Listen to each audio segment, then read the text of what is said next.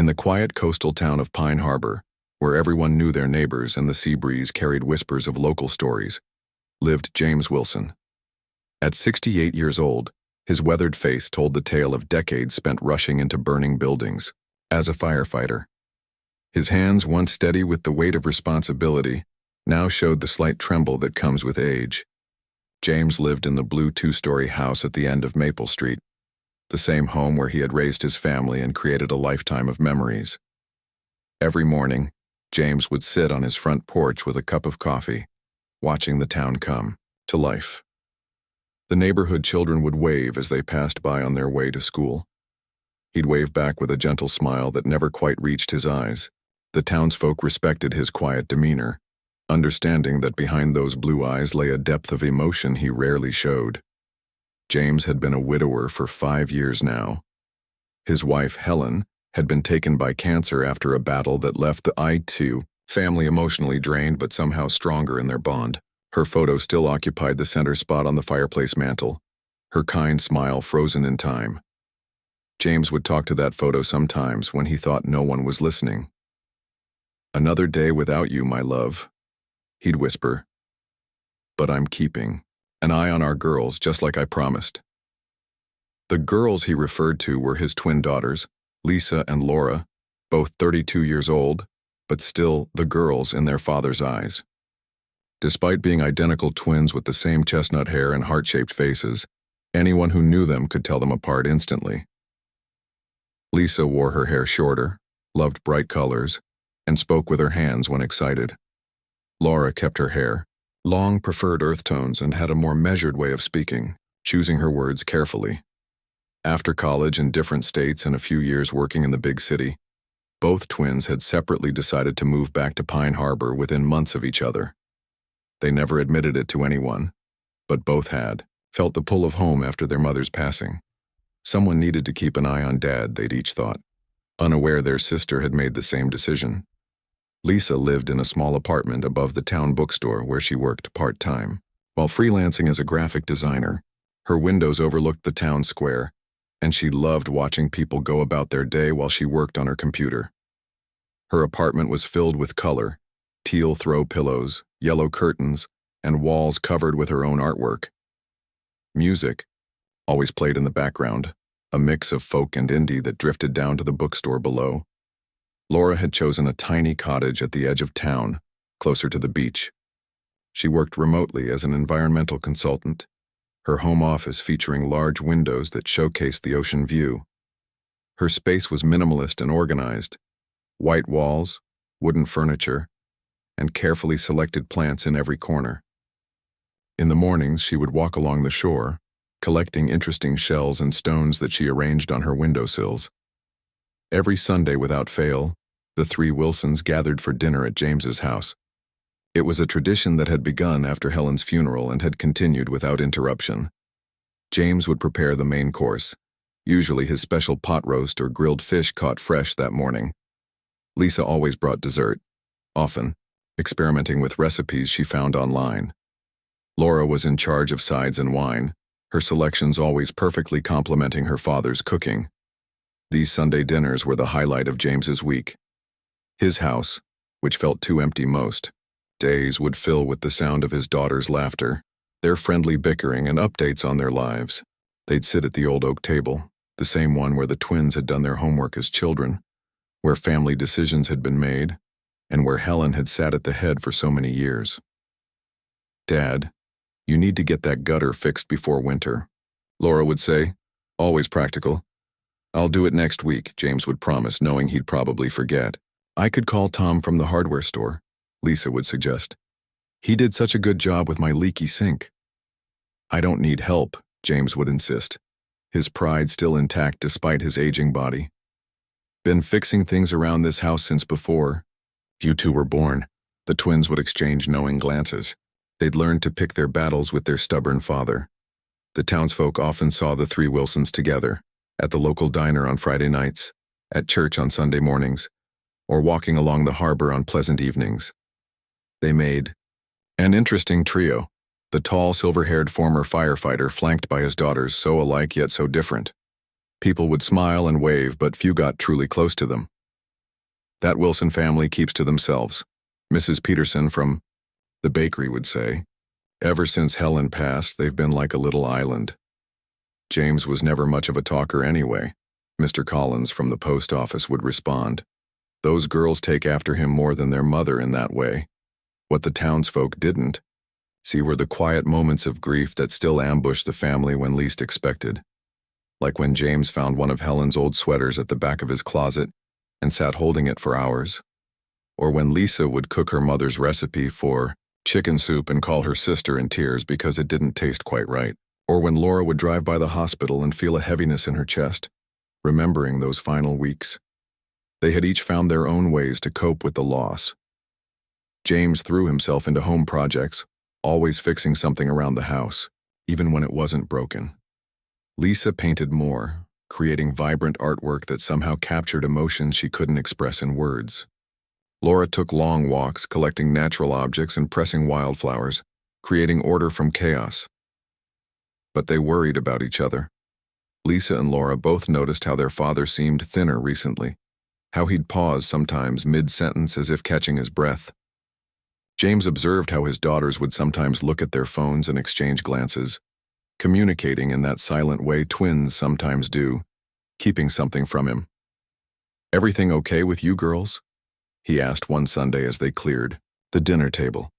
"Of course, Dad," they'd answer in near unison, then laugh at the coincidence. "Just checking," he'd say, not quite believing them but respecting their privacy. The neighbors noticed other things too. How Lisa's car would be parked outside Laura's cottage late into the night several times a week. How James had started making trips to the next town over, always alone, always returning looking more tired than when he left. How packages would arrive at all three homes, similar in size, the contents never discussed.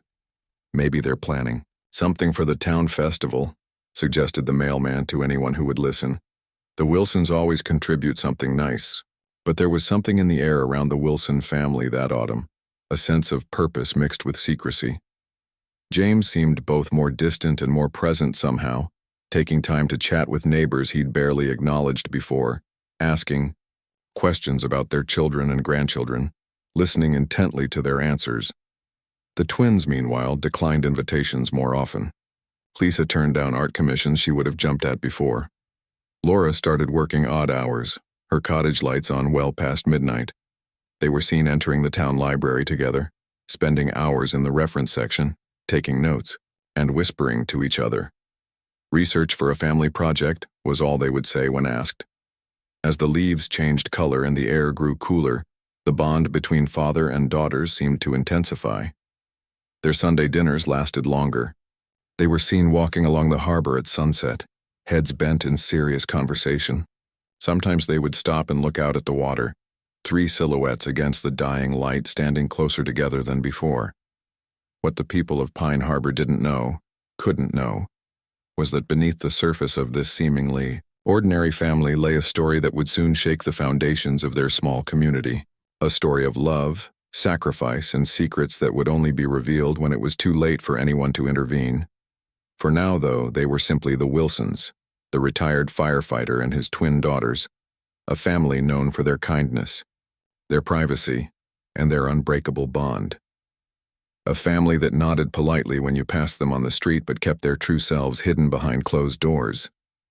A family that harbored a secret that would one day leave the entire town speechless. The first signs that something wasn't quite right with James Wilson appeared on a Tuesday in early September. Mrs. Rivera at the pharmacy noticed it first. James had been picking up a new prescription, and when she asked if he was feeling all right, his smile didn't quite match the worry in his eyes. "Just some vitamins the doctor recommended," he said, tucking the small white bag into his jacket pocket. "A little too quickly. Nothing to worry about."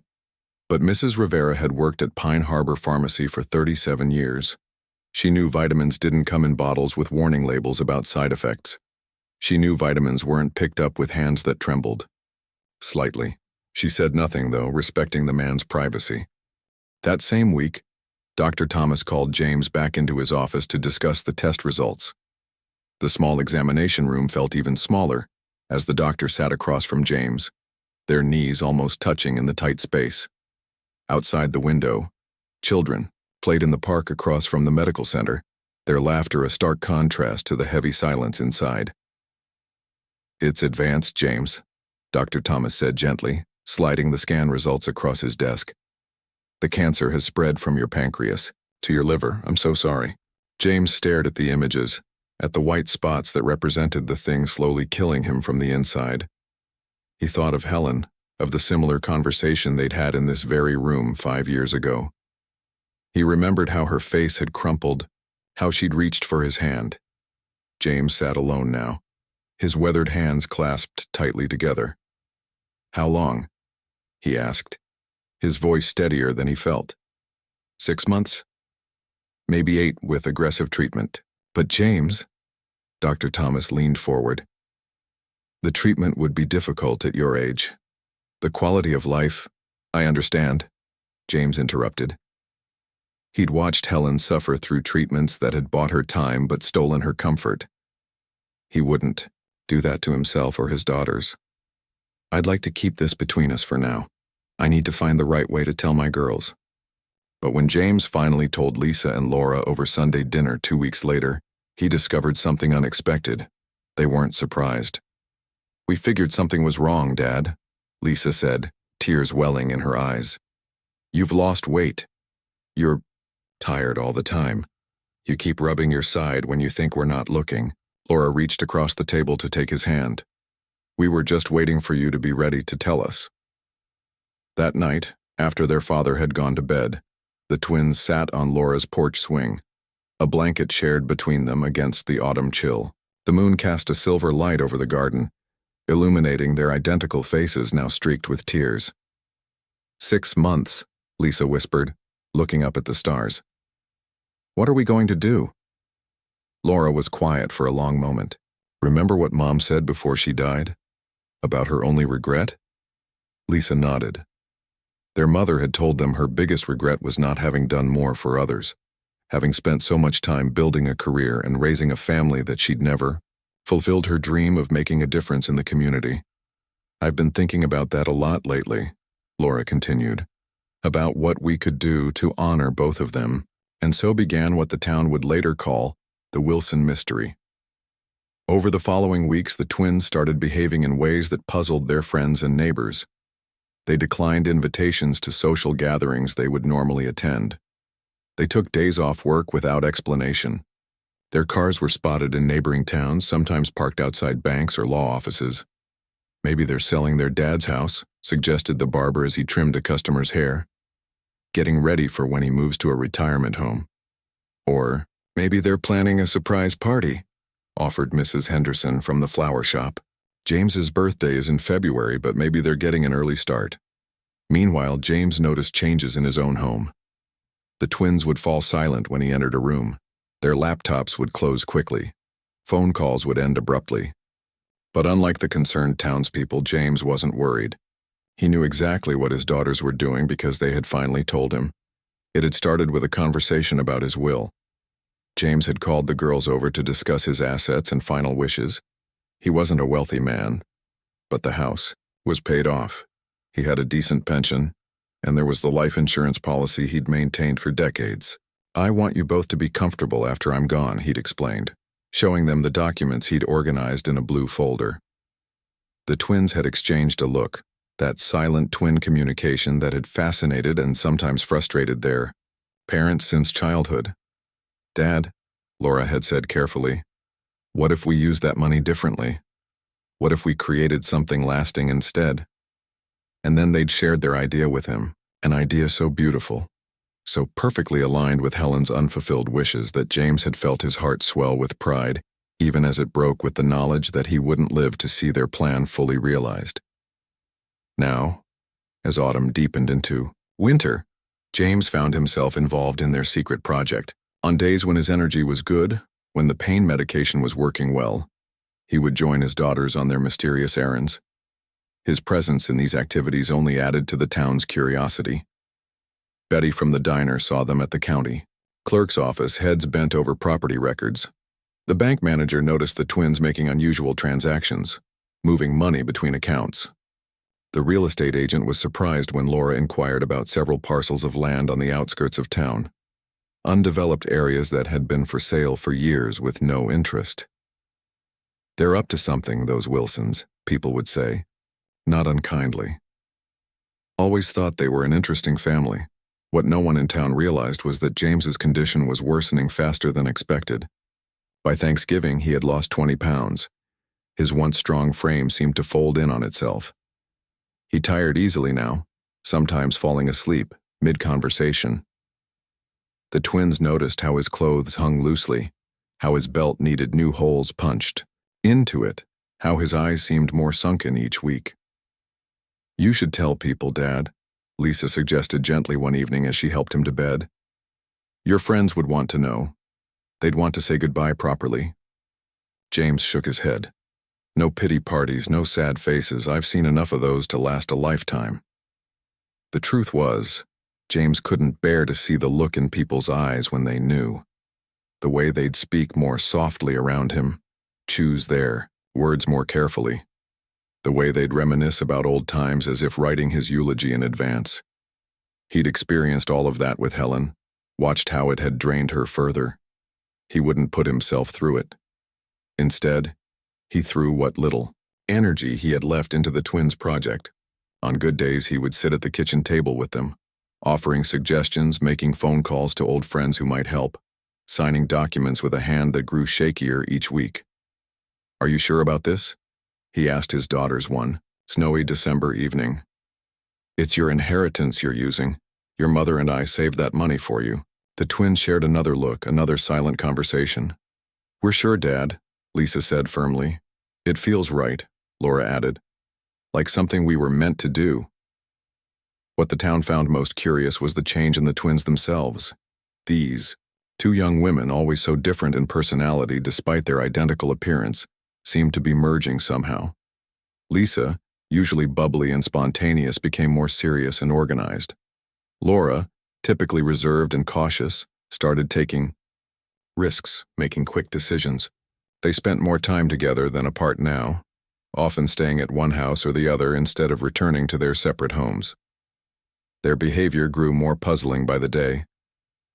Laura quit her consulting job without explanation.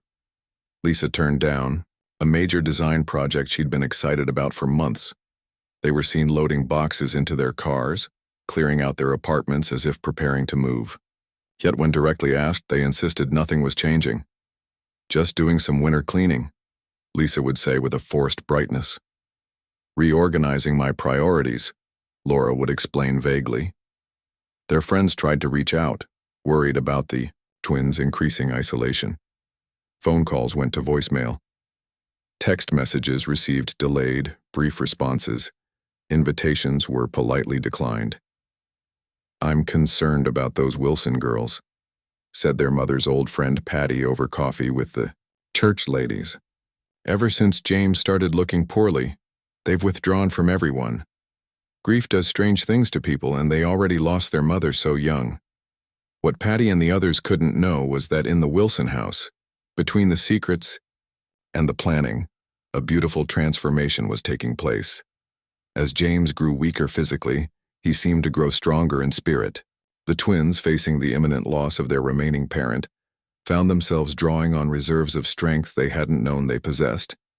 Their secret bound them together, father and daughters, in a way that transcended the approaching darkness. In the quiet evenings when pain kept James awake, his daughters would sit with him, sharing childhood memories, laughing about family vacations gone wrong, reminiscing about Helen's terrible singing voice and remarkable cookie recipes. "Do you remember when Mom tried to make us matching Easter dresses?" Lisa would ask, smiling through tears. "And they fell apart as soon as we sat down for church?" Laura would finish, laughing until she cried. In these moments, death felt less like an ending and more like a doorway. Something waited on the other side, not just for James, but for the twins as well. Something they were building together, piece by piece, day by day, and in Pine Harbor the whispers continued. What were the Wilsons hiding? What explained the strange comings and goings, the declined invitations, the mysterious parcels delivered to their homes? Something was happening with that family, something big, but no one could quite piece it together. They would find out soon enough. They just didn't know how the revelation would shake their small town to its core. January arrived with the harshest winter Pine Harbor had seen in decades. Snow piled in drifts against storefronts, ice formed in thick sheets along the harbor's edge. The fishing boats, usually a constant presence on the water, remained tied to their moorings, their owners unwilling to battle the treacherous conditions. On a particularly bitter Tuesday morning, Hank Miller, the lighthouse keeper, noticed something unusual as he scanned the water through his binoculars. Despite the weather advisory and the obvious danger, a small fishing boat was heading out into the bay. The sky hung low and gray, promising more snow. The wind whipped across the water, creating whitecaps that slapped against the small vessel. "Fool's errand going out today," Hank muttered to himself, adjusting his binoculars for a better look. He recognized the boat as James Wilson's old 20-footer, the Helen's Joy, named after his late wife. Hank frowned. James was an experienced boater, having spent his entire life in Pine Harbor. He knew better than to venture out in such conditions. Hank grabbed the radio. "Wilson, you read me. This is Hank at the lighthouse." Static answered him. "James, if you can hear me, turn that boat around. Storm's coming in faster than predicted." No response came through the crackling radio. Hank watched as the small boat continued its path, growing smaller against the threatening horizon. Something didn't sit right. He called the harbor master. In town, people went about their morning routines, huddling in their coats as they hurried from cars to buildings. The bakery did a brisk business in hot coffee and fresh bread. The hardware store sold the last of their snow shovels. The post office buzzed with folks checking their mail before the next storm hit. No one paid much attention when the harbor master's truck sped through town, lights flashing. No one noticed when 2 police cruisers followed shortly after. It wasn't until the Coast Guard helicopter flew low over the town square that people began to ask questions. "Something's happened at the harbor," said Mr. Johnson, as he stood at the window of his barber shop, watching the helicopter disappear toward the water. By noon, word had spread through Pine Harbor like wildfire. James Wilson and his twin daughters had taken his boat out early that morning. The harbor master had received a distress call around 9:30 a.m., just 3 words: taking on water. Then nothing. The Coast Guard had been dispatched immediately. In the diner, people gathered around the small television that hung above the counter. The local news had interrupted regular programming with a live report.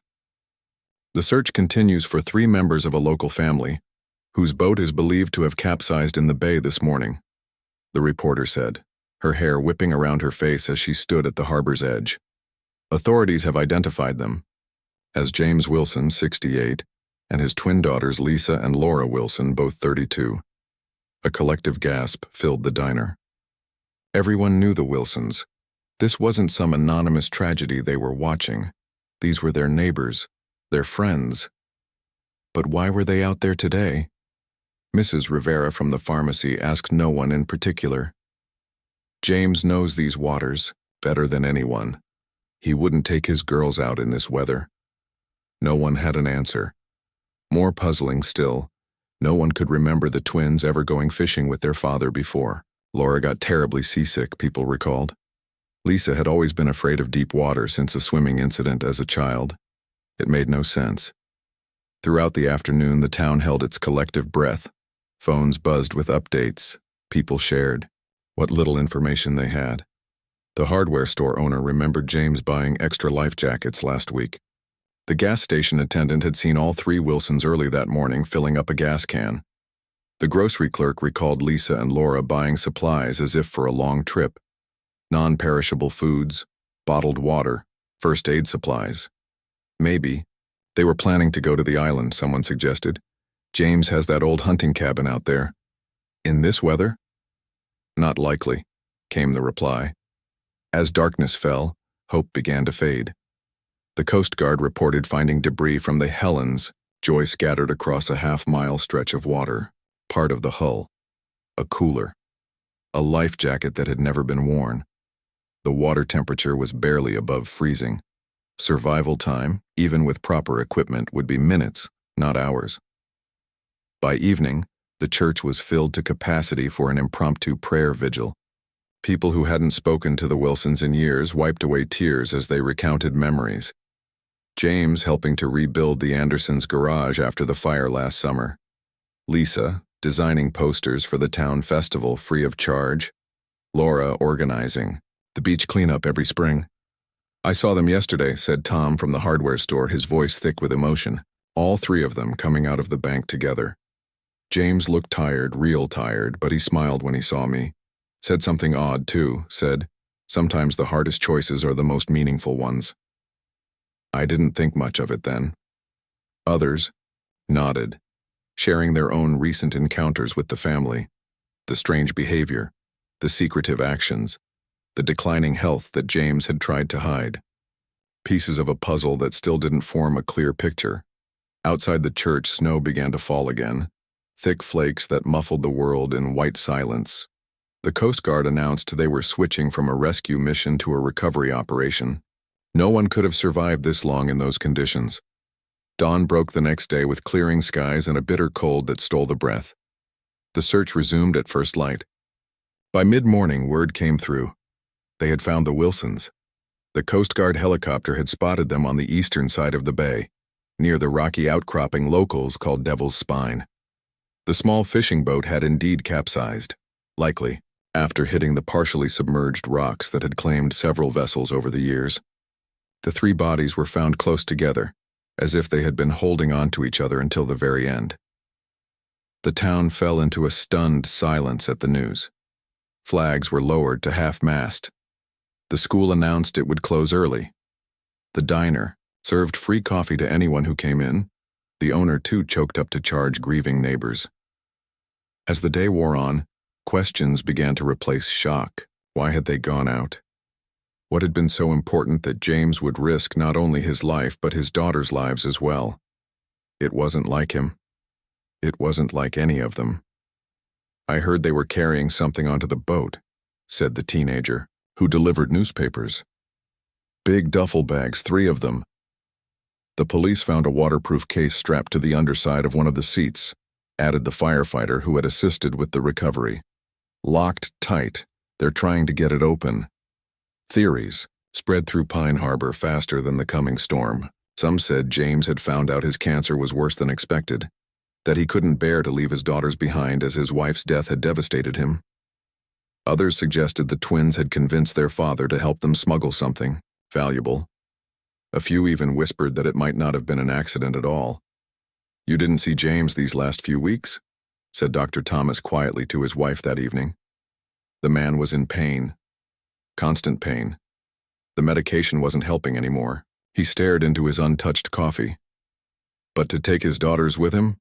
I can't believe that, not James. At the police station, Chief Reynolds looked at the items recovered from the boat. The waterproof case had finally been opened, revealing nothing but documents, property deeds, bank statements, and 3 sealed envelopes addressed to the family lawyer. Nothing illegal, nothing that explained why they had risked the journey. The Coast Guard report was equally baffling. The Helen's Joy had been in perfect working condition. The weather, while bad, shouldn't have been catastrophic for an experienced boater like James. The life jackets had been on board but unworn. It was as if they hadn't even tried to save themselves. As night fell once again on Pine Harbor, the questions only multiplied. The Wilsons' home sat dark and empty. Their cars remained parked where they had left them. Their pets had been dropped off with neighbors the day before. Just for a day or two, Lisa had said. They had known they weren't coming back. That much was becoming clear. But why? What could have driven a father and his daughters to their deaths on a stormy January morning? What secret had they been keeping that was worth such a terrible price? In the funeral home at the edge of town, the director prepared for what would be Pine Harbor's largest service in recent memory. 3 caskets instead of 1, 3 lives cut short on the same day, 3 members of a family that had always seemed so normal, so typical until the end. The funeral's going to be something, he told his assistant as they worked. Half the town's already called asking about arrangements. Little did he know that the funeral would reveal far more than anyone in Pine Harbor was prepared to discover. Secrets that would change the way they saw the Wilson family forever. The gray clouds hung low over Pine Harbor for 5 straight days after the bodies were found. People said it was as if the sky itself was mourning the Wilsons. The temperature dropped so low that the town's old water pipes groaned, and the harbor froze in places where currents normally kept it moving. Inside the law office of Bedford & Associates, Richard Bedford sat behind his mahogany desk, surrounded by stacks of papers. His reading glasses perched on the end of his nose as he reviewed document after document. Richard had been the Wilson family's attorney for over 30 years. He'd helped James and Helen buy their first home, had drawn up their wills, had handled Helen's estate when cancer took her 5 years ago. Now he was piecing together the puzzle of their final months. "This doesn't make sense, Paula," he said to his assistant who was helping him organize the paperwork. 3 months ago, James took out a second mortgage on his house. The twins sold both their properties. They liquidated almost everything they owned. Paula, who had known the Wilsons her entire life, shook her head in disbelief. What would they need that much cash for? And look at these bank transfers. She pointed to a statement. They were moving money around almost daily in the weeks before they died. Richard picked up another document, this one from the county clerk's office. Property purchases, lots of them. Small parcels of land scattered throughout the county. Purchased through an LLC they created, Wilson Legacy Holdings. He rubbed his tired eyes. And there's more. Life insurance policies on all 3 of them, taken out or increased just weeks ago. "I don't understand," Paula said quietly. "It almost looks like they were planning to." Richard nodded grimly, like they knew they weren't coming back. Across town, Officer Jenkins and his partner knocked on the door of Mrs. Henderson, James's next-door neighbor. The elderly woman invited them in, offering tea and homemade cookies as they sat in her floral-patterned living room. "We're just trying to understand the Wilsons' last few weeks," Officer Jenkins explained. "Did you notice anything unusual about their behavior?" Mrs. Henderson thought for a moment, her wrinkled hands wrapped around her teacup. "Well, there were the late-night visitors. Cars I didn't recognize would pull up after dark. The girls would come out, talk to whoever it was for a few minutes, then go back inside." "How often did this happen?" the officer asked. "Oh, 2 or 3 times a week in December. And James was making a lot of phone calls. I could hear him through the kitchen window when I was in my garden. He kept saying the same thing to everyone. 'It's all been arranged. You don't need to worry.'" As the officers left Mrs. Henderson's house, their radio crackled with a message from the station.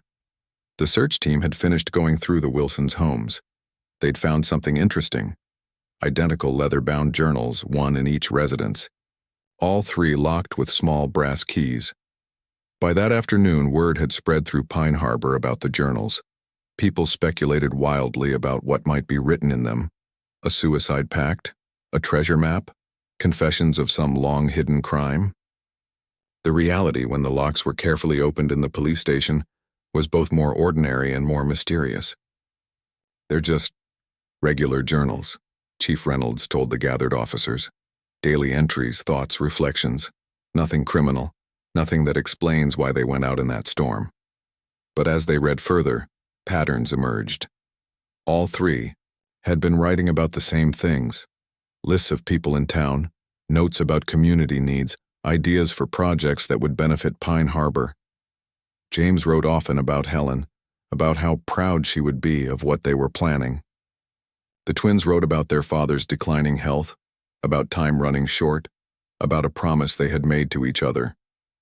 The final entries, written the night before they died, were nearly identical in all 3 journals. "Tomorrow we finish what we started. No regrets, no fear, only purpose." At the community center, preparations for the funeral were underway. Pine Harbor was a small town with a big heart, and everyone wanted to help. Women from the church arranged flowers donated by the local florist. Men set up extra chairs, knowing the regular seating wouldn't accommodate everyone who would attend. Teenagers hung photos of the Wilson family on the walls, James in his firefighter uniform, the twins on their high school graduation day, Helen gardening in her wide-brimmed hat. In his small office beside the community center, Pastor David struggled with his eulogy. He'd known the Wilsons his entire career in Pine Harbor. He'd officiated at Helen's funeral. He'd counseled James through his grief. He'd watched the twins grow from giggling little girls to accomplished young women. Now he had to somehow make sense of their deaths, not just for the community, but for himself. The pastor stared at his notepad, words crossed out and rewritten multiple times. How could he speak about lives that had ended so mysteriously? What comfort could he offer when so many questions remained unanswered? A knock at his door interrupted his thoughts. It was Richard Bedford, the family attorney, looking exhausted and carrying a thick folder. "Pastor, I need your advice," Richard said, sinking into the chair across from the desk. "I've been going through the Wilsons' legal documents. There's something they were planning, something big. I'm supposed to announce it at the funeral tomorrow. It was in their instructions." He pushed his glasses up on his nose. "But I'm not sure how people will take it.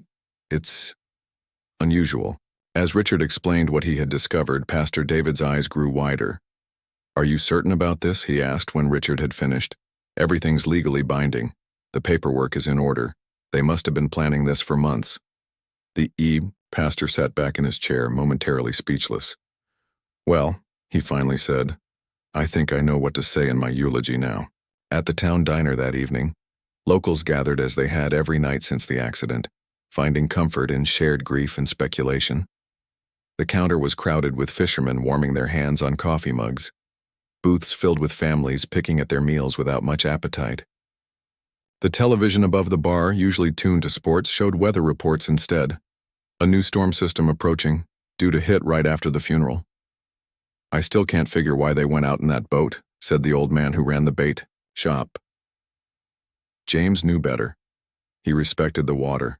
"Maybe they were trying to reach the island," suggested a woman from the post office.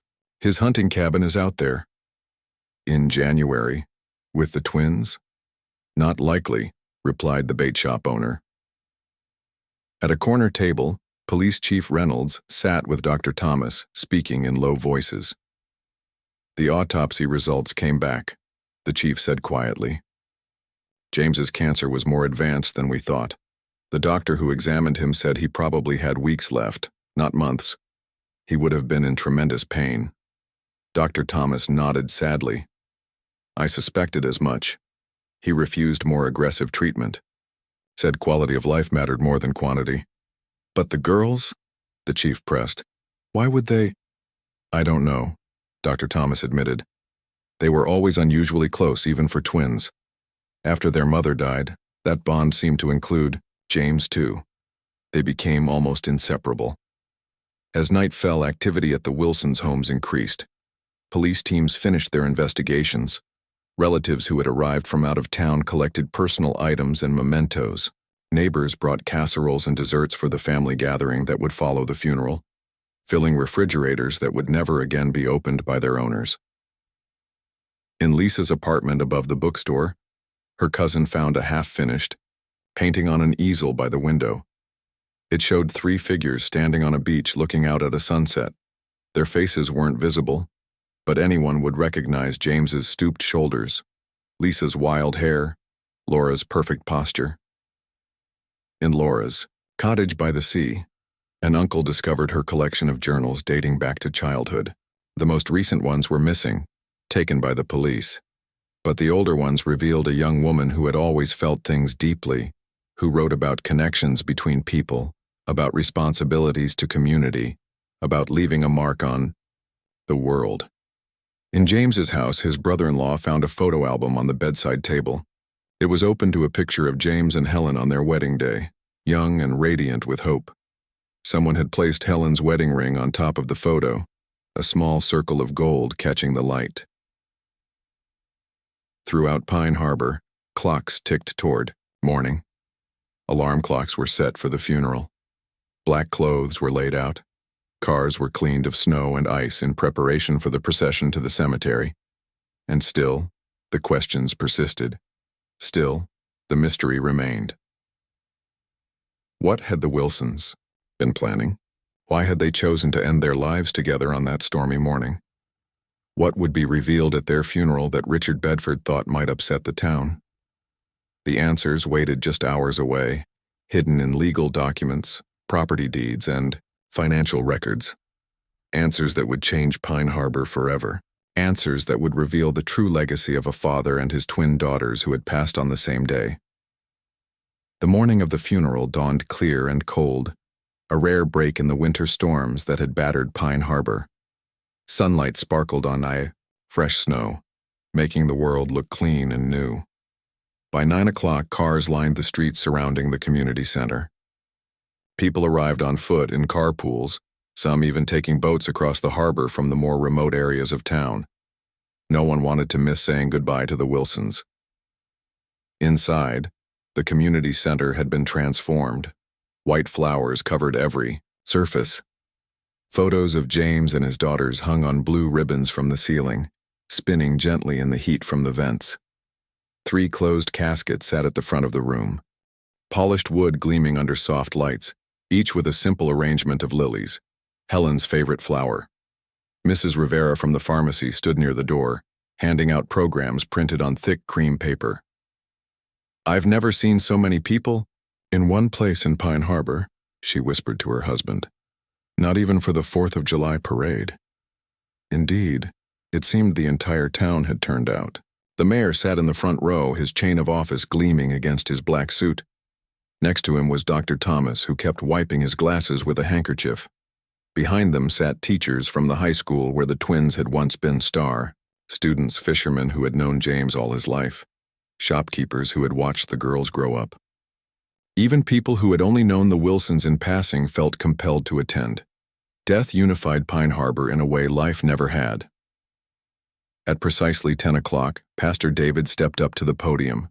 The room fell silent, save for the occasional muffled sob or cough. He looked out at the sea of faces, at the grief that hung in the air like a physical presence, and took a deep breath. "Friends," he began, his voice warm and steady, "we gather today not just to mourn 3 lives cut short, but to celebrate 3 lives well lived. James, Lisa, and Laura Wilson were known to all of us in different ways. As neighbors, friends, colleagues, customers. They were part of the fabric of Pine Harbor. Their absence leaves a hole in our community that cannot easily be filled." He spoke about James's decades of service as a firefighter, about the twins' contributions to town events, about their quiet generosity that many had experienced but few had acknowledged. He told stories that made people smile through their tears. James teaching the Boy Scouts how to tie sailing knots, Lisa designing the town's new welcome sign, Laura organizing the harbor cleanup each spring. "But the pastor continued, his tone shifting slightly. There was more to the Wilsons than most of us knew. In their final months, they were working on something remarkable. To explain this, I'd like to invite Richard Bedford, the family's attorney, to address you." A murmur swept through the crowd as Richard made his way to the podium.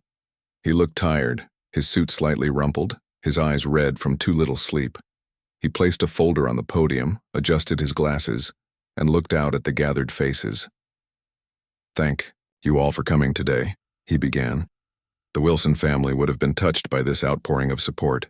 As many of you know, I've been the Wilsons' attorney for over 30 years. I helped James and Helen buy their first home.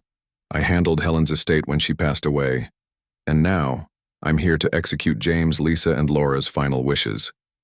He opened the folder, removing several sheets of paper. Over the past 6 months, the Wilsons made a series of legal and financial arrangements that I was not fully aware of until after their passing. These arrangements were complex and far-reaching. Put simply, they liquidated almost everything they owned: their properties, their investments, their retirement accounts. They pooled these resources, along with James's life insurance policy, and money from a company the twins apparently sold without anyone knowing. Richard paused, taking a sip of water from a glass on the podium. What they did with that money, and we're talking about a substantial sum, over $2 million, is what I'm here to tell you today. The room was absolutely still now. every person leaning forward slightly, waiting. The Wilsons created a foundation, the Wilson Legacy Foundation. This foundation has purchased 17 parcels of land throughout the county, including the old Miller farm, the wetlands near the highway, and the abandoned shipyard. These properties will be transformed into public spaces, parks, nature preserves, community gardens, and affordable housing. Gasps and murmurs spread through the room. Richard held up a hand, asking for quiet. There's more, they established. Scholarships at Pine Harbor High School, 4-year college scholarships for students who demonstrate community service and leadership. They set up a fund to support local small businesses during the winter months when tourism is down. They created a medical assistance program for families facing catastrophic illness. To cover costs insurance doesn't. People looked at each other in disbelief. The mayor leaned forward, his mouth slightly open. Dr. Thomas removed his glasses entirely, wiping tears from his eyes.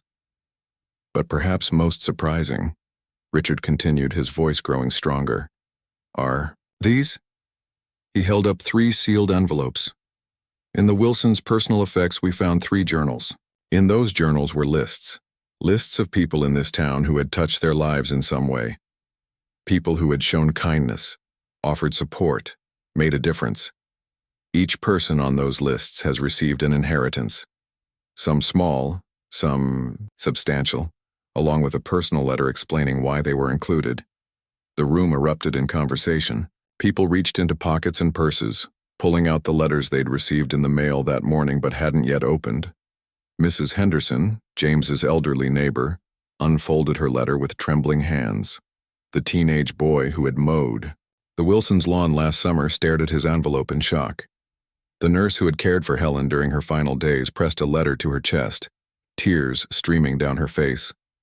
Richard raised his voice to be heard over the commotion. The Wilsons' plan was years in the making. After Helen died, James and his daughters began to reconsider what truly mattered to them. When James received his cancer diagnosis 6 months ago and learned his time was limited, they accelerated their plans. But why did the twins? Someone called out from the crowd.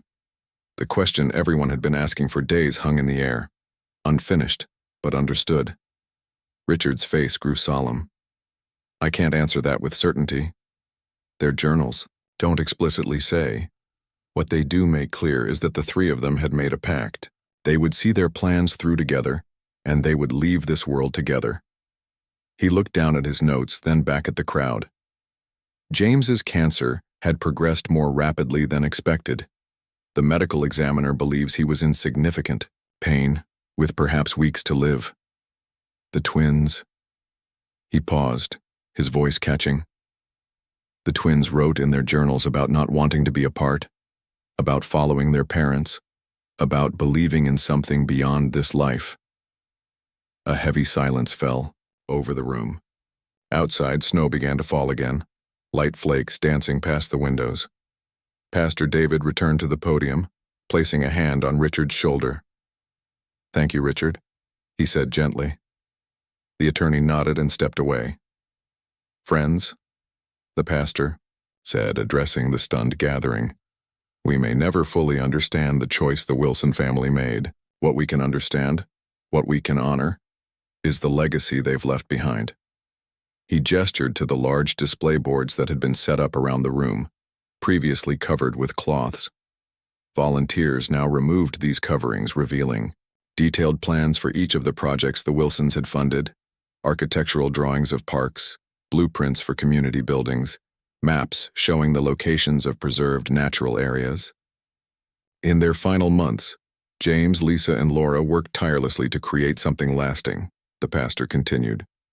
They transformed their personal tragedy, James's terminal illness, into an opportunity to give back to the community they loved.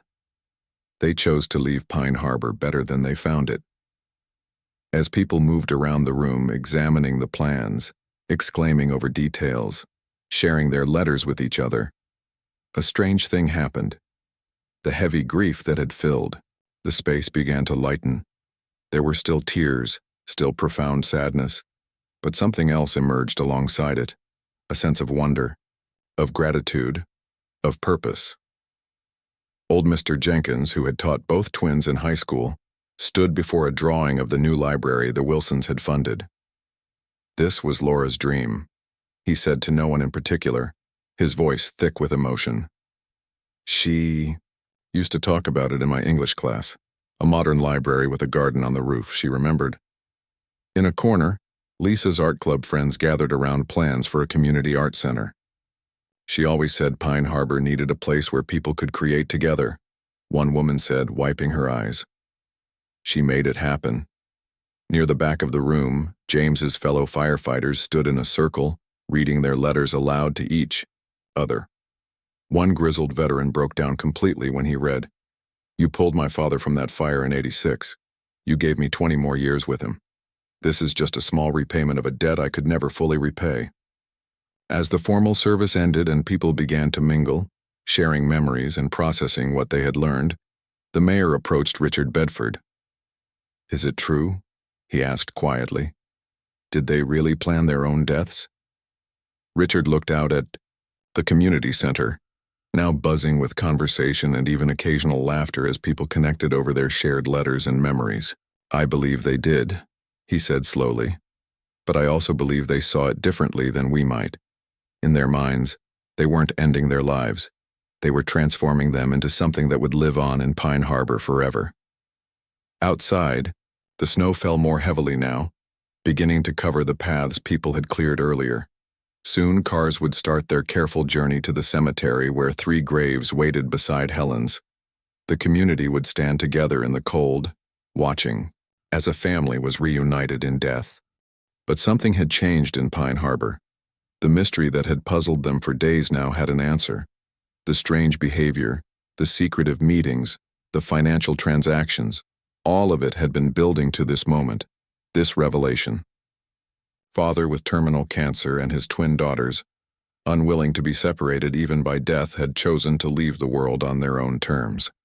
But before they left, they had planted seeds throughout their beloved town. Seeds of generosity, of community, of hope, seeds that would grow long after their names had faded from daily conversation. As people left the community center, many stopped to look at the large portrait of the Wilson family that hung by the door. James and Helen in the back, the twins, in front all smiling in the summer sunlight. It had been taken years ago, before cancer had taken Helen, before grief had marked James, before the twins had carried the weight of their final decision. They looked happy. They looked whole. And in a way that no one in Pine Harbor had expected, they would remain part of the town forever, not just as memories, but as parks where children would play, as scholarships that would change young lives, as preserved wilderness that would endure for generations. What had been revealed at the funeral had indeed amazed them all, not because it was scandalous or shocking in the way gossip might be, but because it was beautiful in a way none of them had imagined possible. In their final act, the Wilsons had shown Pine Harbor what love truly looked like. Love for family, love for community, love that transcended even death itself.